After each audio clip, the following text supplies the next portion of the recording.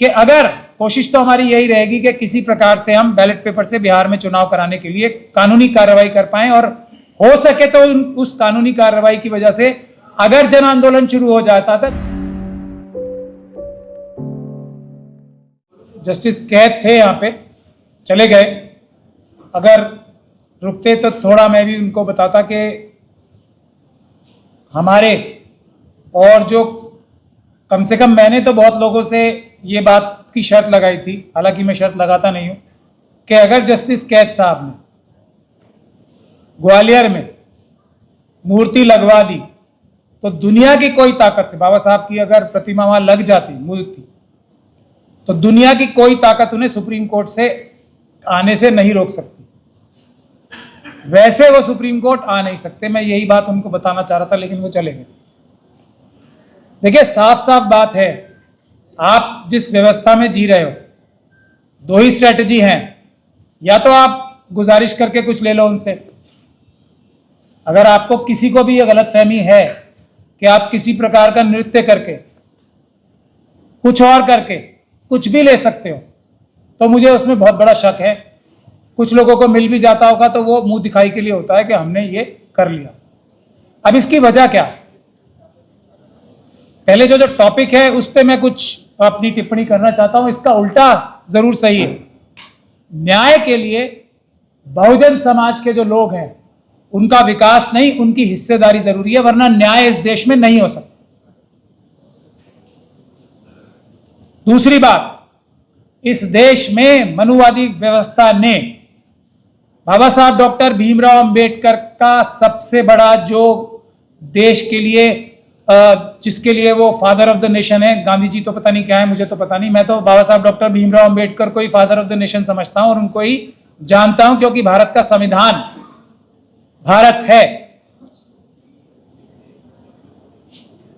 अब कोई किसी को कुछ दिन के लिए बना दे कुछ और फादर ऑफ द नेशन, तो वो थोड़े समय की बात है, थोड़े समय बाद असली फादर ऑफ द नेशन ही अकेले फादर ऑफ द नेशन रह जाएंगे। तो इस मनुवादी व्यवस्था ने वो वोट का अधिकार ही छीन लिया है ऑलमोस्ट हमारा।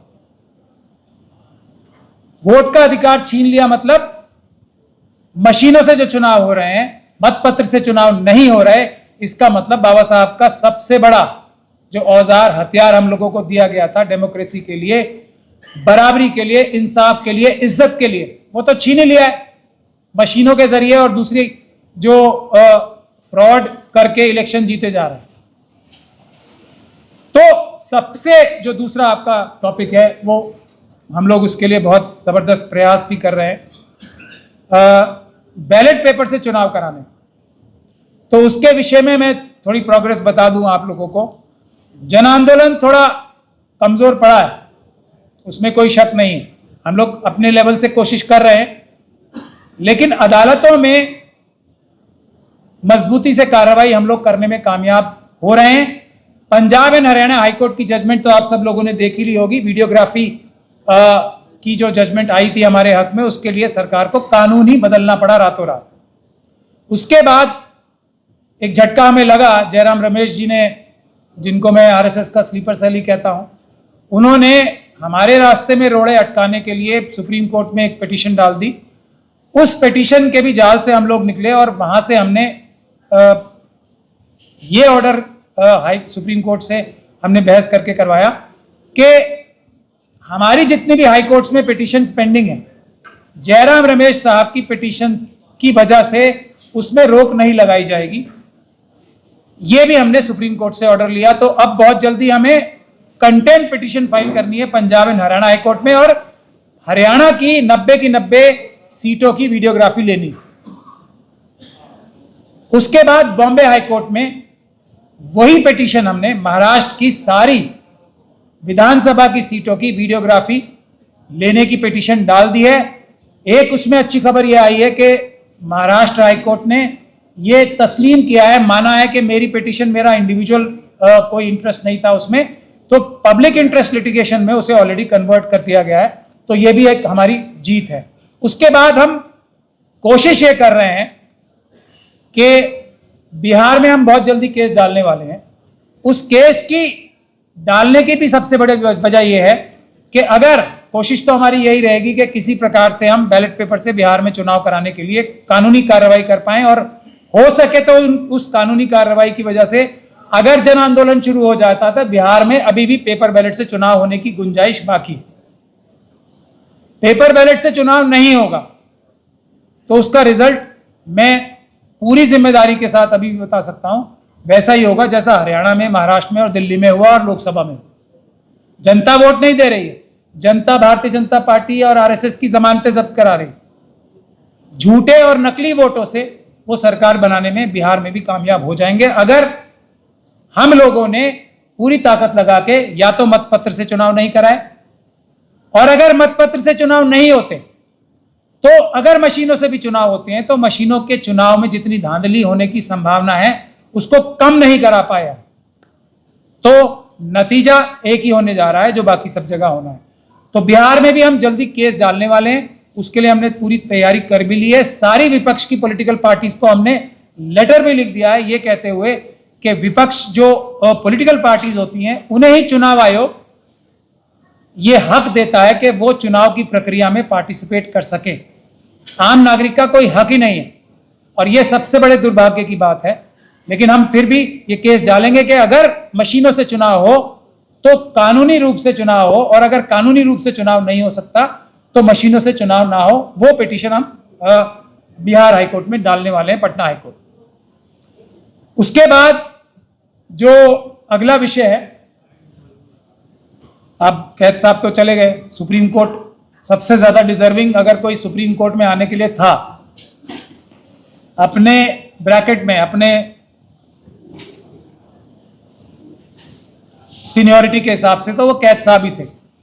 अभी वो चले गए, लेकिन मुझे ये कहने में कोई भी शर्म और लिहाज नहीं है कि उनसे अच्छा जज सुप्रीम कोर्ट जाने के लिए उनके टाइम पे कोई भी नहीं था।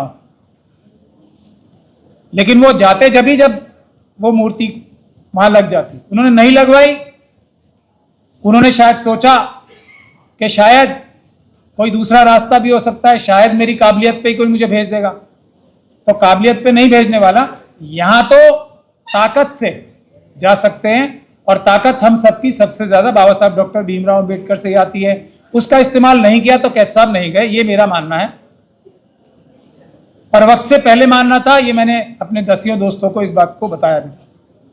देखिए अभी भी गवाही साहब हैं, सीधी बात करने में ज्यादा फायदा रहता है, और उनकी ये ताकत है कि कम से कम 100-150 अभी वैकेंसीज बहुत हैं पूरे हाई कोर्ट्स में। और ये मैं आह्वान भी करना चाहता हूं और गुजारिश भी करना चाहता हूं, ये जो आप लोगों ने, हम हर बार WTP के बहुत अच्छे प्रोग्राम में आते हैं, कुछ ना कुछ कागजी बातें करके चले जाते हैं। मैं ये गुजारिश करता हूं कि आज के इस प्रोग्राम से कम एक रेजोल्यूशन तो हम पास करके जाएं। चीफ जस्टिस गवई साहब से एक रेजोल्यूशन करके हम तो जाएं कि कम से कम 150 SC ST OBC और मुस्लिम सिख क्रिश्चियन बौद्ध के हाई कोर्ट के जजेस के नाम तो प्रपोज कर दें, वो कम से कम कॉलेजियम में वो आराम से हाई कोर्ट के जजेस को, दूसरी हाई कोर्ट की कॉलेजियम्स को ये रिक्वेस्ट कर सकते हैं कि मुझे 150 नाम कम से कम, आप लोग दूसरे नाम भी भेज दें, लेकिन 150 नाम मुझे ऐसे लोग चाहिए।